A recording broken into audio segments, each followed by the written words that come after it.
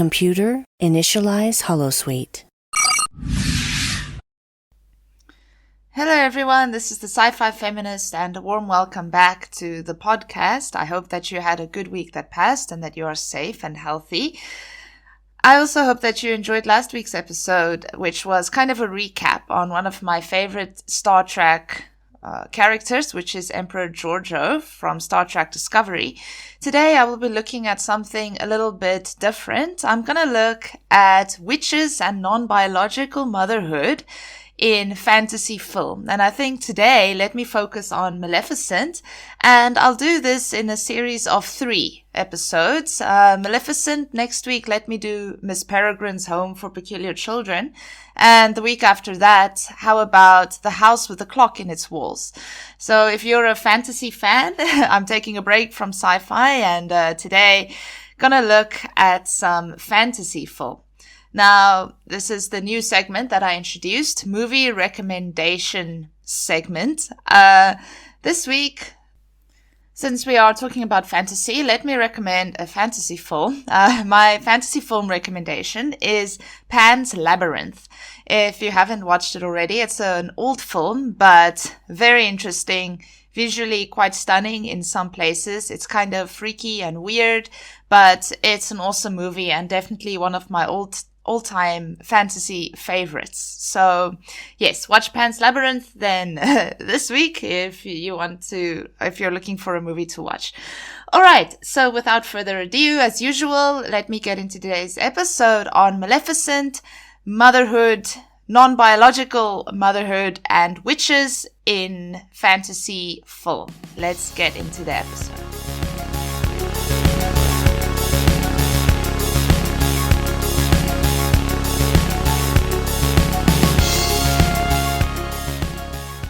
Right, so first things first, let's look at motherhood and how feminists have grappled with the idea of motherhood in feminism. As you might have noticed from previous episodes, motherhood and feminism is a pretty complicated subject because some people question the notion that motherhood and feminism are compatible. It seems that motherhood and feminism seem to be on 2 opposite ends of the spectrum because how can you be an empowered woman if you are a mother? Okay, so I really don't agree with that argument. Of course, you can be a feminist and a mother. And that is the argument that I will make today, especially regarding non-biological motherhood. So if we just look back a little bit at feminism and motherhood, as you know, the first wave of feminism, the suffragettes, if you want to watch a movie on first wave feminism, you can watch Suffragette. It stars some very good actresses, including Meryl Streep. The suffragettes in the late 1800s, early 1900s, they demanded that the private and domestic skills of women as mothers should be recognized and given importance in the public sphere. And then, of course, liberal and radical feminism from the second wave also more and more viewed motherhood as one of patriarchy's main institutions that suppresses women. So if you're aware of the text by Betty Friedan, it's called The Feminine Mystique. In her text, written in about the 1960s, she identifies, I quote, the problem that has no name, that most middle-class American women who were confined to the home and raising children experienced towards the end of the 1950s. Now, Friedan said that the epitome of feminine fulfillment after World War II was the highly problematic feminine mystique, which was basically the suburban housewife who was, and I quote from her, concerned only about her husband, her children, her home. And then radical feminists such as Shulamith Firestone, she envisions a feminist utopia, I quote, where women are freed from their historically determined biological function of bearing children that has oppressed them for centuries.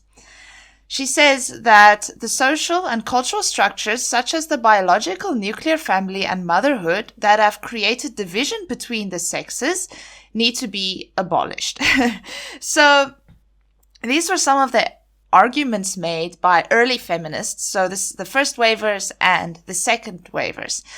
And this is obviously, you can see how motherhood became an issue, I think especially during that time, 1900s, because, there were many housewives after the war and they were having a hard time, like Friedan says. So for many liberal feminists, many second wave feminists, it's better for women not to be a mother because that is the thing that apparently oppresses them. So, it's a complicated situation. Then the cultural feminists came along here towards the 1980s, and they say that actually motherhood should be considered one of the main things that empower women. So they say that motherhood has been devalued by men, and therefore it's feminism's task to reclaim and celebrate it instead of condemning it. So Adrienne Rich, she wrote one of the seminal texts for cultural feminism. She said that, yes, it's true that 20th century motherhood has become nothing less than, and I quote, penal servitude, but it need not be this way. She then distinguishes between two meanings of motherhood, which are the potential relationship, this is a quote, the potential relationship of any woman to her powers of reproduction and to children, and the institution, which aims at ensuring that that potential and all women shall remain under male control. So she then says that it's this institution of motherhood rather than motherhood itself that has, and I quote, ghettoized and degraded female potentialities. So the conclusion of her arguments is actually that, in fact, motherhood gives women power. This is what Adrienne Rich argues at the end of the day. And then, in addition to this, there's also the issue of biological motherhood and adoptive motherhood. So biological motherhood has been and still is mythically considered superior to non-biological motherhood. So these two theorists, their names are Sanner and Coleman. They give these reasons why biological motherhood is favored over non-biological motherhood. They say that firstly, biological motherhood is seen as an important rite of passage to womanhood. Secondly, I quote, ideologies of perfection characterized by involved intensive mothering combined with unconditional love, patience, and support are associated only with biological motherhood and not non-biological motherhood. And finally, I quote, normative motherhood is marked by the biological process of pregnancy. And thus biological maternity becomes, I quote, the ultimate symbol of not only motherhood, but also womanhood. So this is, of course, not true at all. I am someone that has, I am not adopted, but there are many women in my life that play the role of an adoptive mother to me. So it's really unfortunate that all of these good qualities are associated only with biological motherhood.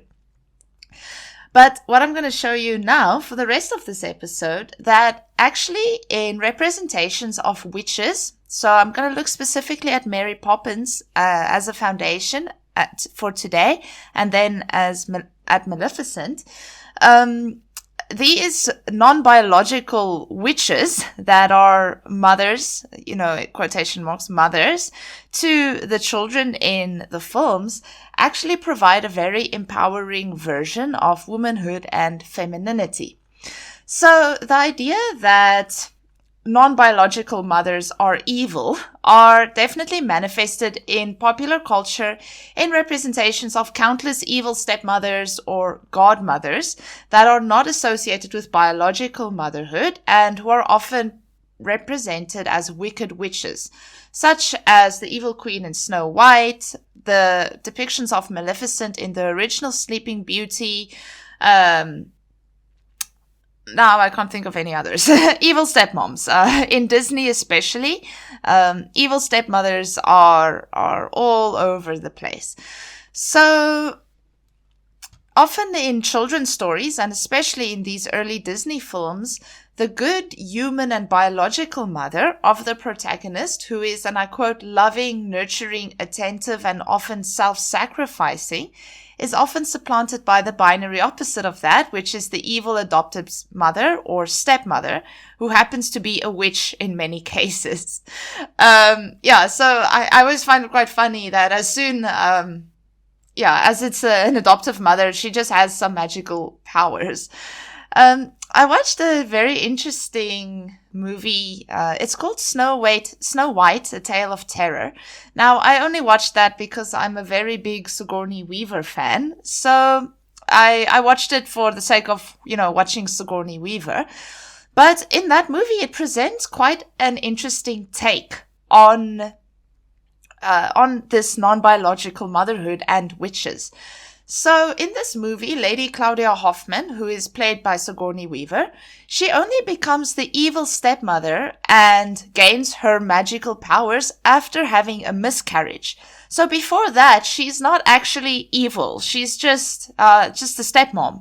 But as soon as she has a miscarriage, then she turns evil, and then she somehow gains magical powers too. So she is then, after her miscarriage, forced to adopt the princess as her own daughter, which explicitly links biological motherhood with goodness and non-biological motherhood with evil. This is also very interesting, of course, because Sigourney Weaver played Ellen Ripley in Alien and Aliens and all the Alien movies. And this is a very stark contrast to the representation of her in Aliens, because in Aliens, we actually see a more positive representation of adoptive motherhood when we look at Ripley's relationship with Newt, the little girl. So that is kind of the history, and that is kind of the situation that we are in concerning motherhood. Now, let's look at witches. The history of witches can be traced back to, as early as the 1930s, in film at least. Definitely witches trace back way before that in other forms of literature. But in film, we saw the Wicked Witch of the West, who appeared in The Wizard of Oz in 1939. She was arguably the first real witch on film. And then since then, we had many other witches. There was the Witches of Eastwick. Cher is in that movie. I'm a huge Cher fan. It's quite a weird movie. Actually, it was it was too much for me. It's got a really great cast. Actually, I think, what's her name? That blonde woman. Oh, now I forgot her name. Gwyneth Paltrow, is it? I'm not sure. Now I forgot. And Cher, and there's someone else. They're all quite famous people in that movie, but that was a strange movie for me. But I watched it because I like Cher.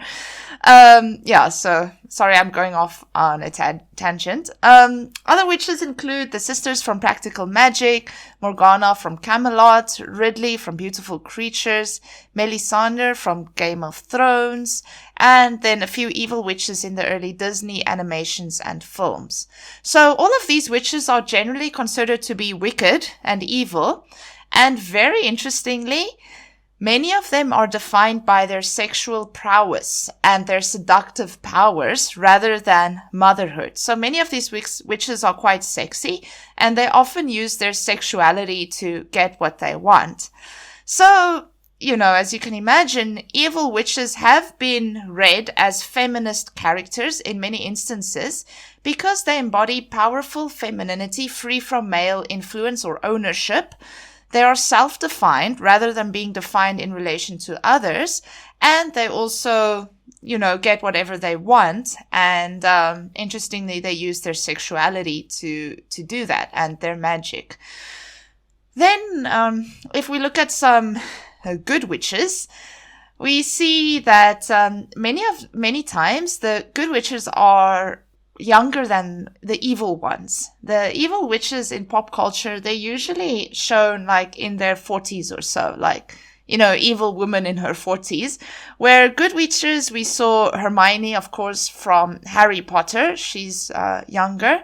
Sabrina from Sabrina the Teenage Witch. Willow Rosenberg from Buffy the Vampire Slayer, etc., etc. I'm not going to go into these teenage witches and what makes them empowering or not. But this is kind of the situation we are in regarding witches. Now, I'm going to look a little bit at Mary Poppins because she was one of the first witches that are good, that is a potentially feminist character, and that also has associations with motherhood.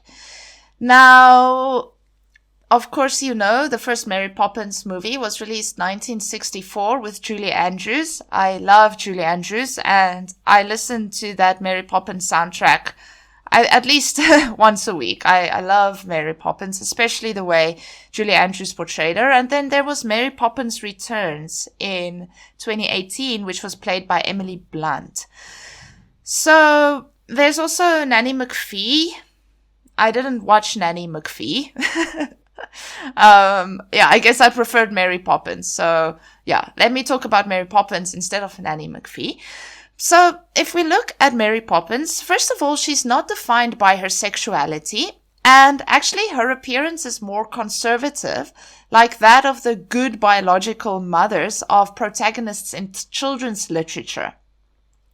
So what Mary Poppins does, as you know, she's a magical nanny who waits for families that require her particular magical set of skills to call upon her to be their nanny. And then in the film, Mary Poppins swoops down with her talking umbrella. I love that scene. In The Simpsons, they made a joke where she's flying with the umbrella and she goes into the power cord. I thought that was quite funny, but yeah, she has this talking umbrella with which she flies. So she swoops down. She, solves the problems, family problems for the Banks children. And then she flies back off again. So what she does, she intervenes and resolves the children's relationship with their father, and especially his attitude towards his family. So in the film, we see this very stereotypically uninvolved breadwinner father, and then after Mary Poppins' intervention, he becomes a family man, he no longer cares for his business, and all the problems are resolved. And then when she succeeds, she disappears with the wind until the next family needs her. Apparently in 2018, when Emily Blunt plays Mary Poppins. So interestingly, I quote from another theorist, Mary Poppins operates on the margins of traditional family values by taking on a parental role, which subversively dismantles the structure of the nuclear family. Mary Poppins also belongs to the tradition of the empowered spinster in children's fiction, and this fits the Jungian Great Mother archetype. So this archetype is the Great Mother archetype. She's both creative and destructive, possessing a nourishing as well as a devouring side.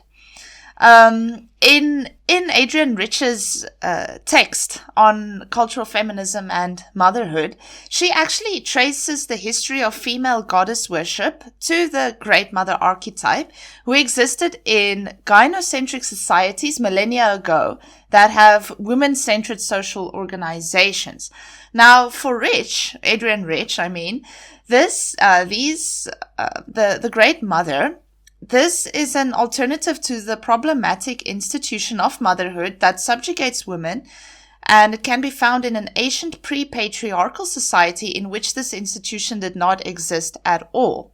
So Rich gives a few examples of images of the Great Mother, and she says that the Great Mother, even while suckling an infant, she is for herself.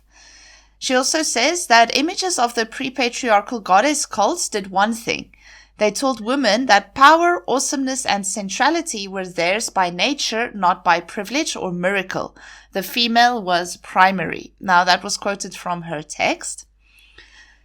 In this pre-patriarchal society, all the current taboos associated with motherhood and menstruation, before motherhood became institutionalized, these things were celebrated for their transformative powers. as well. So in this way, Adrian Rich highlights motherhood's empowering potential as it existed in ancient societies, and particularly in the Great Mother archetype.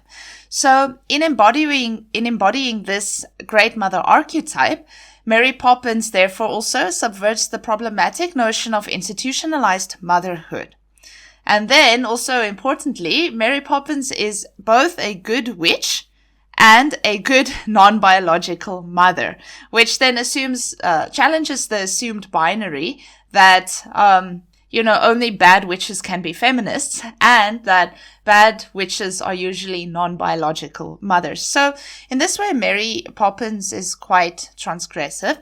Of course, not everyone thinks that Mary Poppins is such a great feminist character. Some people say that she actually reinforces the patriarchal order. So for a theorist named Cuomo, Mary Poppins fails to subvert the established social system. As the father of the children in her care, Mr. Banks realizes the importance of attending to his family due to Mary Poppins' endeavors, and therefore this once again legitimizes patriarchy and once again reinforces traditional family values. Also, rather than permanently altering the state of affairs, Mary Poppins only provides a temporary alternative to patriarchy, as Mary Poppins ultimately leaves the children once her work is done, essentially remaining an outsider. Alright, so I gave this background on Mary Poppins so that we have a better framework for understanding Maleficent. Now, actually, this Great Mother archetype, it is actually, reincarnated in the figure of Maleficent too. And I would also argue that Maleficent, like Mary Poppins, presents an empowered version of the non-biological or the maternal good witch. So I will show how Maleficent is simultaneously a good mother and also a feminist witch, which challenges that assumed binary that, if you're a witch, you have to be bad and you have to be a bad mother. Okay, so if we look at Maleficent, she first appeared in 1959 in the Disney animation of Sleeping Beauty, and she's portrayed as the villain of the cartoon because she shows up to Princess Aurora's christening uninvited, and she curses her for no legitimate reason to die on her 16th birthday after being pricked by a needle. So then, of course, as is the established Disney trope, only true love's first kiss by a prince can break the spell. In the 1959 version, Maleficent also turns into a dragon if she wishes. So it's kind of cool and freaky. So according to another theorist named Zarans, the original portrayal of Maleficent reflects Disney's tendency to present older women as villains, where youth, as embodied by Aurora, the princess, equates goodness, while age, which is embodied by Maleficent, equates evil. In the original film, then, Maleficent presents the epitome of, and I quote, middle-aged beauty at its peak of sexuality and authority, and therefore also presents the binary opposite of Aurora's good biological mother, the Queen, who is portrayed as ageless and innocent. So once again, we see that very classic age-old binary. Now, in the reboot story of Maleficent, of course, we see a more sympathetic view of the character by the director of the film. So as you know, if you've seen the movie, my brief take on the movie, I really liked the first Maleficent. The second one wasn't that good. I think it was totally mistitled. But I really liked the first one. I love Angelina Jolie too, of course. But one of the first and the most important change is in the film, in the reboot, is that instead of trying to kill Princess Aurora, Maleficent rather keeps a watchful and protective, even maternal eye on the princess and even regrets initially cursing her. Also, and I really loved this twist, It's Maleficent's maternal kiss of love, kiss of maternal love that saves Aurora rather than Prince Philip's kiss. And we see this subverted in many of the more recent Disney films,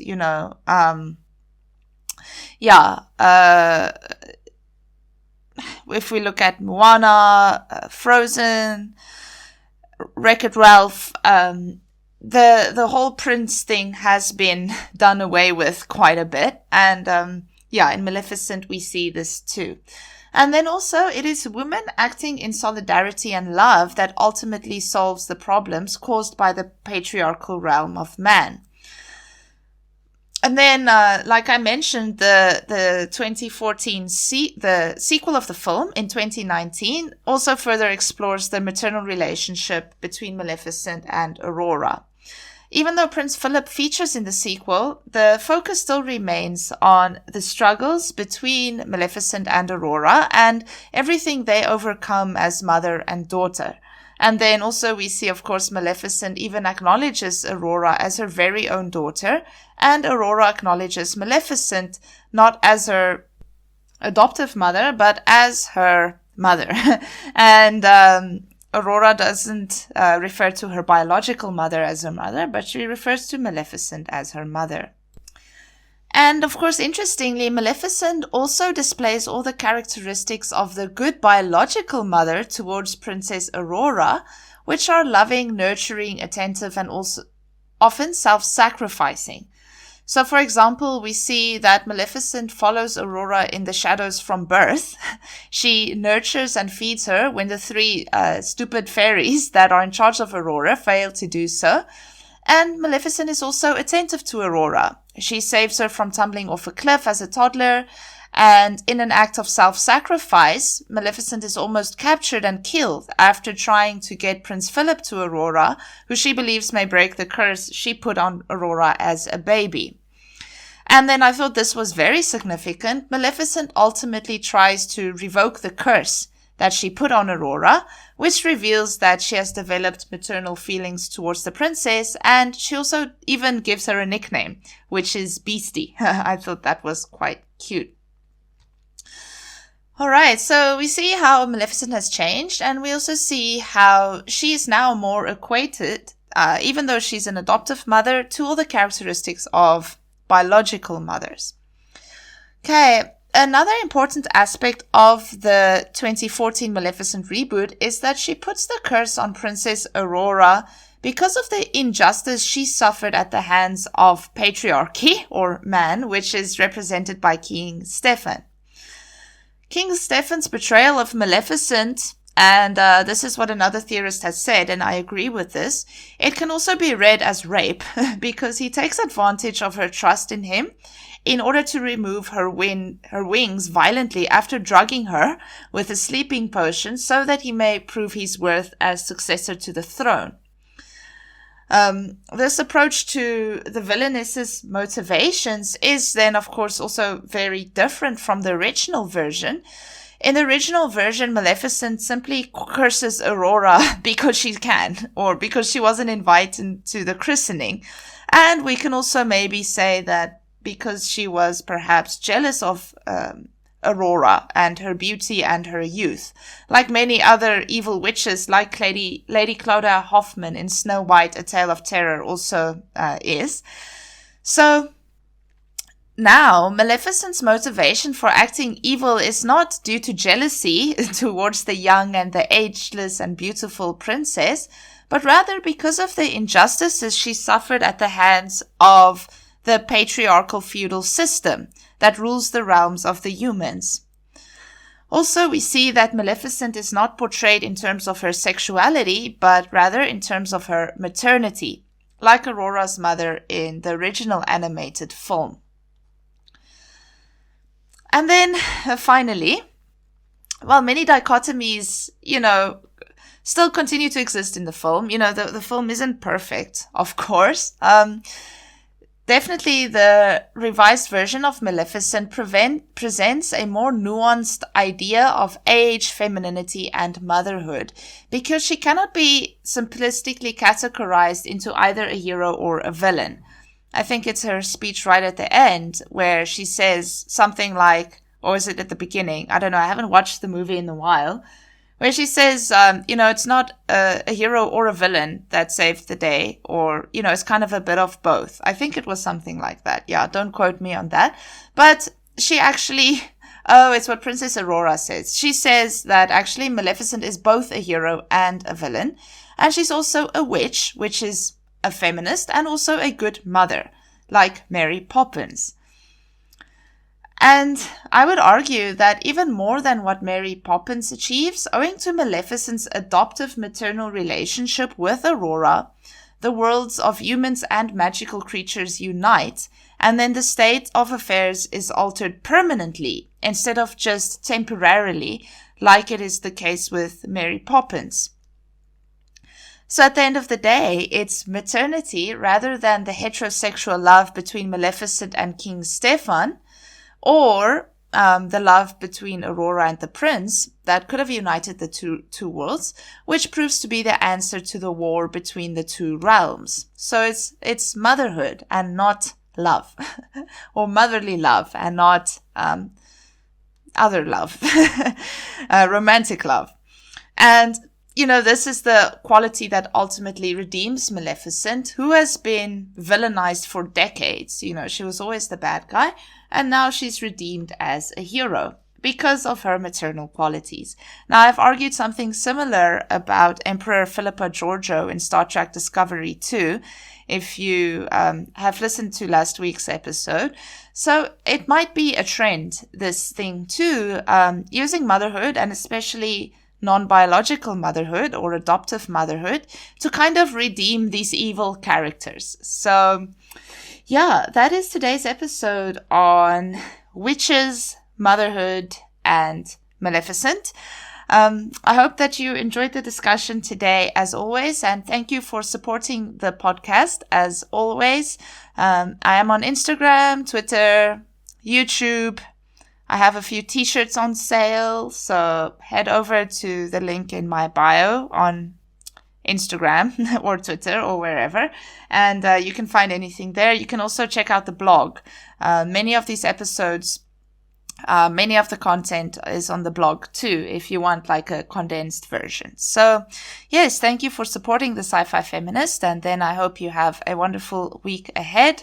Please stay safe and healthy, and then I'll see everyone again next week for another exciting episode. Thank you, live long and prosper. Bye-bye. This show is brought to you by Holosuite Media. Computer, list other available Holosuite Media programs. Loading Holosuite Preview Program 4, The Fluffernutter, an Expeditionary Force podcast. One of the best parts of the book is when Joe introduces Skippy once they hit orbit. He changes his skin to, was it Bud Light, and says absolutely nothing. that was hysterical. That was absolutely hysterical. And why did he choose Bud Light? Oh. Joe asked this question. It's just like, how does he know so much about Earth culture? Loading Holosuite Preview Program 4, Blast Shield, a Star Trek Lower Decks podcast. I think we all thought Ransom was going to go into that fight scene thinking that it was game over before it even started and he was going to lose. But I think the moment he rips his uniform off, which is hard anyway to rip a shirt, but to rip an actual like jacket like that, pretty impressive. And then he had like about, I don't know, I think it's like 62 abs. He just looked ripped, and then he was just like, a little bit of this, a little bit of that. I was just going to say, it was the way that he also narrated it. It was just perfect. It was great. Ransom definitely went to the school of Kirk Fu. Ransom Fu, maybe we should be calling it. Computer, deactivate Holosuite.